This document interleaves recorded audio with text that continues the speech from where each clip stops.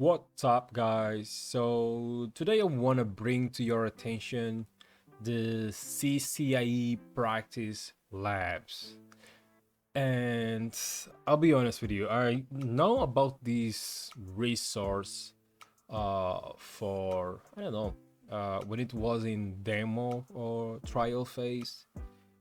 And my assumption was that, well, that's on Cisco website, so probably everyone knows about it. And it struck me that actually that's not true. That's not the reality. And I noticed about this actually just last week while I was talking on Routing Friends podcast with my friend Tommy team, and he mentioned that he didn't know about the CCIE practice labs, and it just struck me that he didn't know, and probably many of you don't know. So I just decided, okay, so I'm going to do my part on this, and is to bring this awesome resource to your attention. In case you're planning to do CCIE lab, definitely I would say this is a must to do before the lab. Okay, and I'm going to walk you through some of the exams or the questions they have, but just kind of show you this page. So CCIE practice lab, first you pay like $50 for a 4-hour session. I'm talking about $50 just for 4 hours, and it's like you're having an environment in Cisco, from Cisco, that is basically telling you, look, if you want to practice before you're taking your CCIE lab exam, just use this environment. Okay, this is not any vendor, this is not any training center, this is Cisco. If I had this before taking my CCIE exam, definitely I would do it 100%. Okay, definitely. So if you're planning on taking your CCIE lab exam, do this first. Okay, it's $50, and even if you spend like 200 to have what for like, I don't know what, 16 hours or as many as you can, I would definitely do it. Okay, now they have these I haven't scheduled these yet because I don't need I don't plan to do any CCIE lab exam in the future, at least not for now. So but I wanted to give it a try probably during my CCIE security preparation. I would definitely do it in case I would move forward with CCIE security, but well, as you probably know, I won't take that path any longer, so I haven't tried yet, to be honest with you. But at least I just want to walk you through at what you might expect from this session. What I know is that you can schedule and you can do this from your home. You don't have to go to a Cisco center or something like this. It's like, if you ever used any Cisco let's say environments, you probably connect through a VPN, and we can check this. So let's see, access equipment, yes. Okay, so let's look at availability. So they have this for 3 tracks: security, enterprise, and service provider. So let's look at the questions first. So this is what I was talking, what comes in CCIE, so worth reading this. What tracks, we already told it, this is 50. What they're about, well, they focus on the technologies that you expect to be tested on the exam. What are the requirements? So as I mentioned, you'll be using the Cisco AnyConnect. So this is a remote access VPN for Cisco. Can you book more than one? Yes, you can book multiple CCIE labs from different tracks or multiple topics from the same track. You can repeat the topic, but you cannot have one scheduled session at a time. Okay? Meaning you can't have two sessions running at the same time. So how do you purchase? Well, you can read all of these, right? You can read all of these, but yeah, it's worth trying this. So there are three tracks: security, enterprise, and service providers. So let's see. So I believe that first you have to be a CCIE. Yes, you have to be qualified, meaning you must have passed first the written exam. Meaning for CCIE security, you should have passed the SCORE exam. That's the core exam for CCIE security track or for Cisco security track. Enterprise, that's Encore, and service provider, I don't know, but that's the core exam. And yes, then you can register on CCIE portal. And once you're registered, feel free to reserve as many lab sessions you need. One of the reasons I didn't schedule a session yet is because I wanted to record, and I don't know if it is against Cisco policies. I don't know about it, but if you know, let me know in the comments section if you know about this. But just, I think it would be valuable to share this as well. So let's see, CCIE practice labs at a glance, ordering guide, I don't know. Let's see what they say. So this should be blah, blah, blah, blah, blah. Yes, that's blah, blah, blah, blah. So let's look, security, enterprise, and SP. So taking a look at this, probably it's broken. Yes. So Brave is just too secure.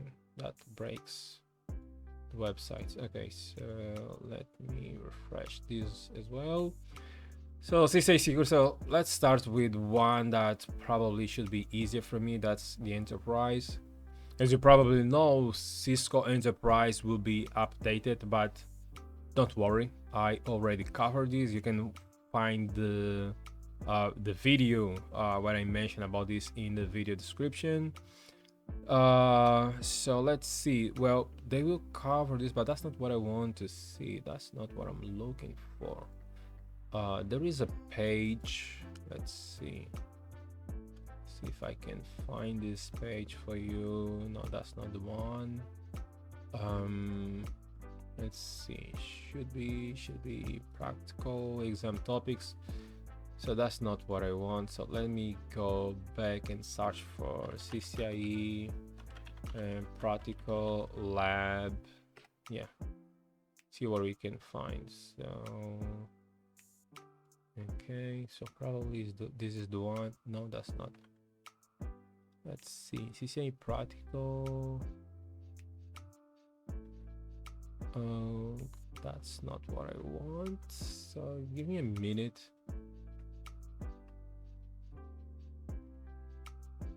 Oh man, okay, this might take forever.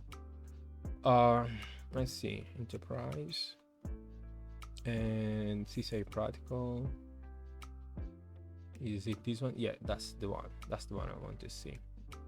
And so okay, so now there is another page. Let's see if it's this one. Ah, come on. What? Do I have to log in? Cisco is getting strange lately. Let me see. So I'll just save you from this boring search. Once I find the page, we'll return with the video. Okay, finally I got it. Now this is the page that I want to show you. That here you get to see what are the different topics, and based on these different topics you can schedule one specific session. What I mean by that, so let's see. So we have SDA and SD1. So first of all, you have this topology, okay, and you can find here on the channel where I cover this similar topology like this one. And so here you'll see which devices you'll find in the topology, and these are the technologies or the topics. Okay, so for instance, so this is my guess. I believe I tried to log in and saw this as different scenarios. So let's suppose that you schedule that you reserve for this scenario. This is what you expect to see.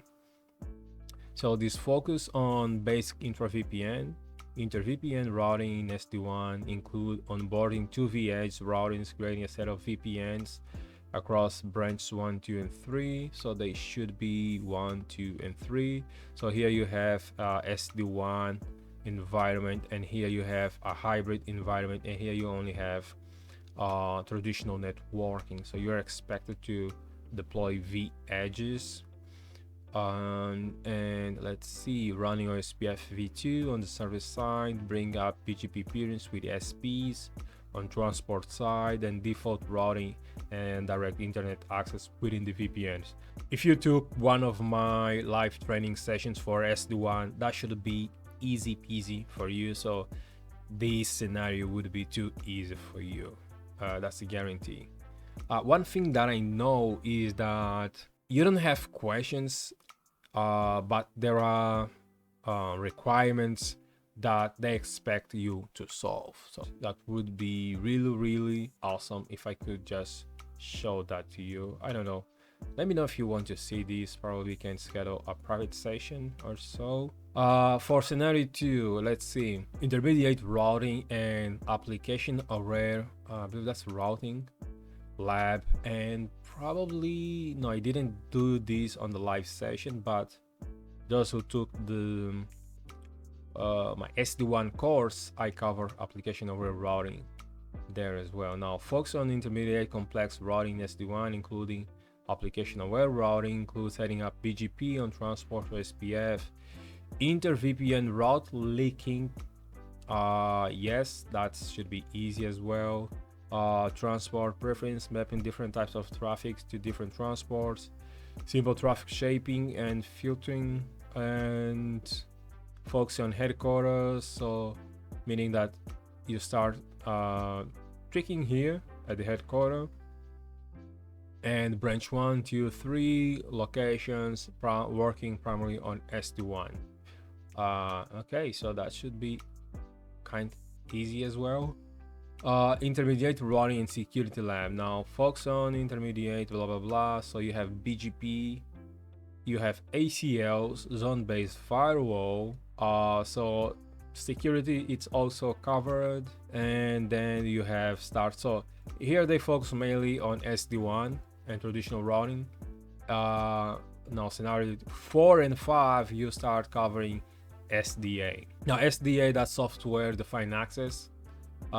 Basically you should know by this if you're going after CCIE, but anyway, so SDA is essentially the SDN solution that allows you to manage the switches, let's say this switch, this switch, this switch, using the SDN concept, meaning you have a controller, you have a management plane, you have a controller plane, you have a security plane distributed between different devices, and essentially you would have DNAC somewhere here. So there you see DNAC, and you can download this image or you can download the topology here.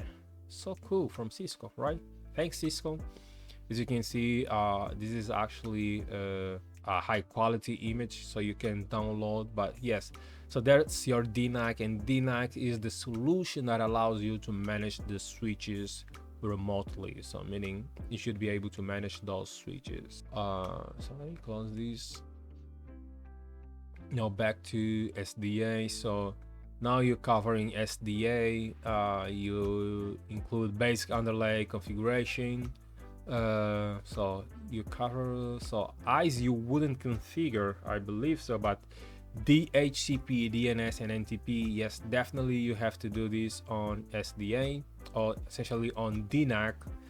Okay, discovering phase, creating simple network hierarchies, adding VNs, layer 3 handoffs. So VNs, you will focus on headquarter, branch 2, 3, and SDA components. So DNAC and the switches. So for those who are struggling with an environment to test SDA topics, so Cisco got the right environment for you. Okay, and in scenario 5, you basically have the same thing. You have SDA, you have intra-VN, inter-VN connectivity using a fusion router.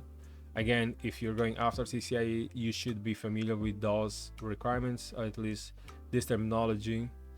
So you set up required things on DNAC, discovering, provisioning, VNs, and the same blah blah blah blah blah blah. So there you go. Okay guys, for enterprise, that's all you need. That's a very good environment to test if you're going after the CCIE enterprise. Now let's take a look at security now. Do I have a similar page for security? Yes, I do. What about service provider? So probably I'll take a look there. Now for security, again, you have here all the components in the lab, and definitely yes, I already covered this topology as well here on the channel. I'll leave a link to this. Actually, you can find my CCIE security playlist here on the channel. I did cover some of the technologies. I don't remember if I covered all of them, but you kind of have a similar environment there. Now, which components you have? So here you can find ISE version 2.4, WASA, ESA, and so on. You can read it by yourself. And you also have different scenarios here. There are different scenarios and what you are expected to be tested on. So it doesn't worth to read all of this. You can read by yourself. I'll share the link to those pages in the video description. But the cool thing about this is that you can test what you know before the exam. Okay, you as an expert, and I say this often, you are a CCIE before taking the CCIE exam. Okay, you become a CCIE during the journey, during the process. You should be comfortable deploying whatever they require for you to deploy at this level. If you can't, so that's actually great, right? It means that you don't have to spend time and money taking the lab exam if you can't set up and deploy and meet the requirements that whatever they require during this inside these scenarios as you're studying on your own. You have also, how many scenarios? Let's see, 4, 5, 6. Oh, you have 6 scenarios, and you have here different topologies. Okay, now let's see if I can get in service provider as well. Enterprise service provider. Okay, so probably I should take a shot on service provider. So if you're going after service provider, let me know if you want me to cover some of the topics as well. It would be a good ride. So let's see. It's been a while since I don't cover anything related to SP environment. So let's see. We have virtual iOS XR, iOS XE, and we have NSO. I definitely have to dive into these. So you have blah blah blah there, and okay, so we have SDN, you have RSV PTE, so that's resource reservation protocol with traffic engineering, and some stuff there related to SP environment. So it focuses on iOS XR, and if I recall, for iOS XR you can use probably there are let me see, XR 9000V, I think so. So those are the ones that run iOS XR.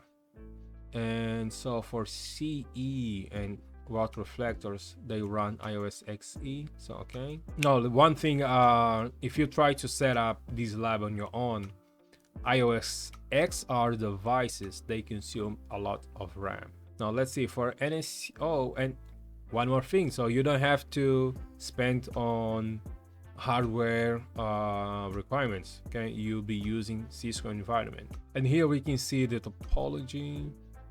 And so you have IPv4 and IPv6. Yikes. IPv6, and let me see, what do we have here? So I would assume that this is the service provider environment, BGP and IGP. So let's see, what do we have here? Aggregation core.